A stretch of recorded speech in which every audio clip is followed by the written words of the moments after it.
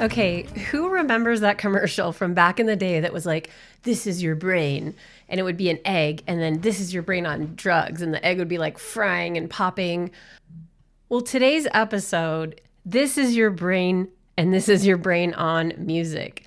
And we're going to talk about what science says happens when adults play an instrument. And I know that's nerdy, but I am super excited because the advent and research and the additions that have been made just in the past few years is pretty amazing. And if you're not in the know, you need to be in the know.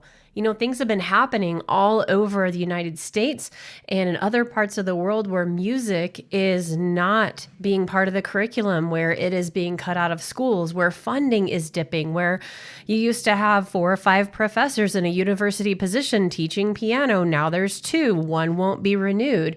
We've got high schools and middle schools that used to have a band director, an orchestra director, a choir director, a theater teacher that now just have one person running crazy trying to do all of the things.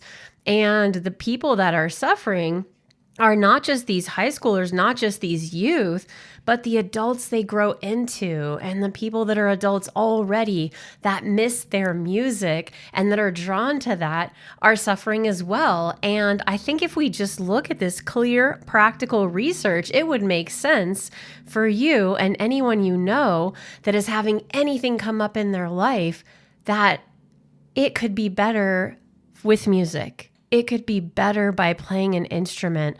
And one of the things I love about music as a tool to make our life better is that it's not in a box. Of course, I'm like, hey, play the violin because, that's going to level you up. If you want to level up, violin is the way to go. But really, any kind of music, and especially on an instrument, is going to give you a different results than doing brain activities on your app, chess, or crosswords, even learning a language. Of all the activities, neuroscientists have studied learning a musical instrument and playing a musical instrument is the only one that lights up every single region of your brain simultaneously. Not some of it, all of it. If we haven't met, I'm EP Archer, and I help committed adults improve their quality of life with music. And this week, we're starting a new arc that is all about playing an instrument, not just being a hobby. The research is in, and it's remarkable. Today, we're talking about your brain. So you might think that, hey, people talk about that, or is it really proven? Have there really been studies? I literally have this research in front of me. The University of Exeter, 2024, 1,000 plus adults in the sample. Playing an instrument was linked to significantly better brain health in older adults, better working memory, better executive function compared to non-musicians. The Frontiers in Aging Neuroscience 2023, learning an instrument actually improves your verbal memory. You can retain and recall information better in as little as 10 weeks. BMC Neurology 2022, adults who played a musical instrument were significantly less likely to develop dementia.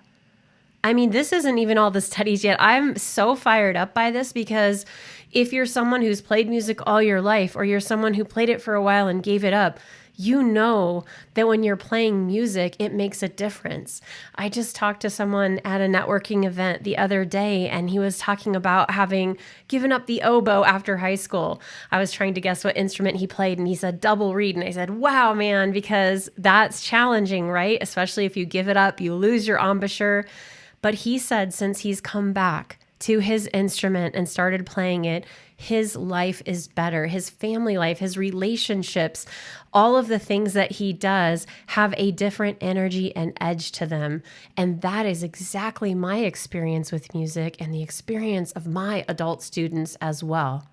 The Journals of Gerontology 2022 said that piano training improved working memory, processing speed, and verbal fluency in adults ages 60 to 80. And NCBI has a lifelong activity music study that says musicians outperform non-musicians in global cognition, working memory, executive functions, language, and visuospatial abilities, even when matched for education levels and socioeconomic status.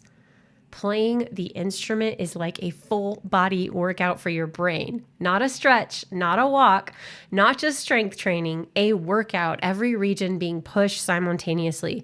So if you can imagine yourself just saying like, hey, I want to maybe I'll do tennis, and you tie one arm behind your back and you keep one foot still and you just play the tennis with just the one arm. That is not lighting up your brain. If you play tennis full out, both arms, both legs, running across the court, sweating, hitting the ball, your brain still isn't as activated as it is with music. And music, let's be honest, is more sustainable. Is it physical? Does it require some dexterity and some motor skills? Absolutely. But it requires them on a level that is sustainable as we age, that is sustainable in our lives. You can go run into any room in your house, even the closet, and make some music with your instrument. You can't play tennis in your closet. So I also love the neuroplasticity, and you've probably heard me talk about it a little bit, but it's the idea that the brain rewires and builds new neural connections. And I talk to my students about this when they're practicing, and you can think about it too in any habit of your life, right? If sometimes you set your keys on the counter and sometimes on the hook, sometimes in a purse or a bag, and sometimes they stay in your pocket, you're probably looking for your keys some of the time. But if every time you come home, you adjust that habit to keys on the hook, you always know where your keys are. And this neural pathway gets bigger and bigger and bigger for knowing where the keys are. And that's just a simple function. Think about the connections that are made when you're playing music. The melody, the harmony, the finger action, the bow, the singing, the resonance, the sound, the kinesthetics, the visual, all of that is happening in real time simultaneously. And your gray matter volume is actually increasing in regions that usually shrink with age. It's measurable, it's proven, it's data researched, and it is structural. What's so cool about a lot of this data and research is that it doesn't matter that you're like a virtuoso or a prodigy, or that you came back to it, or that you're starting brand new at age 57. None of that matters, because what this is doing is increasing your capacity, establishing new neuroplasticity. It doesn't matter if you're the best violinist in the world, or if you just started becoming a singer-songwriter, or if you've plucked your first melody out on the guitar, or you went back to your oboe. All of this is creating this amazing oxidation in your body. We'll get into body benefits in another episode. It is increasing your brain capacity and your ability to hold information, to use information. And when you get lit up in your brain, in your body, or anywhere else, your life lights up. You show up differently.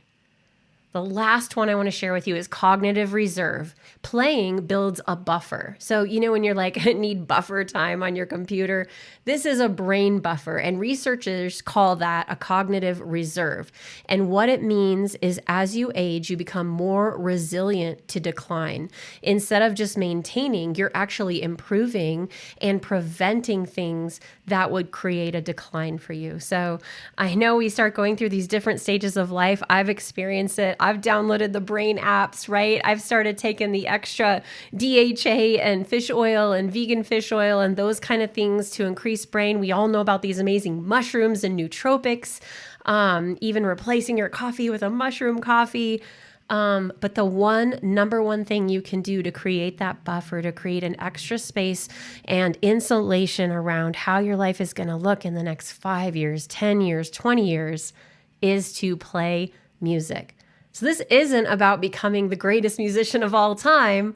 This is about being a person who enjoys their life. What happens to your brain when you show up and play an instrument, even for 10 minutes, is exponential. You're literally building a more resilient, more connected, and more capable brain every single time you pick up your instrument. And that's not a metaphor. That is neuroscience, and it's available to you right now at whatever age you are and whatever level, even if you're a total beginner. So if you want to go out and apply this concept, and I hope you will, grab an instrument and play for 10 minutes today. If you've never owned one, jam on down to your local music store, grab a ukulele, and play a one-finger chord. Notice what happens in your mind as you're playing, before, during, after, the alertness, the engagement, the calm, that is your brain responding to music. So my friends, this isn't an indulgent. This is one of the most proactive things an adult can do for their long-term health. You're not wasting time. You are building something. And every time you feel guilty for spending time on this, remember that the science says you are investing in your brain's future, which is the future of your life, your health, your harmony, and your family. Hey, if you're an adult and you're over 30 and you're playing the violin and you want to get better tone and feel confident in the way you play, we have a super special offering. Free group for you to learn about our method, somatic resonance for violin, where you can finally unlock violin for yourself, not by yourself, but in a group of committed adults. Join us with the link. I can't wait to see you there. Your best music is on the other side.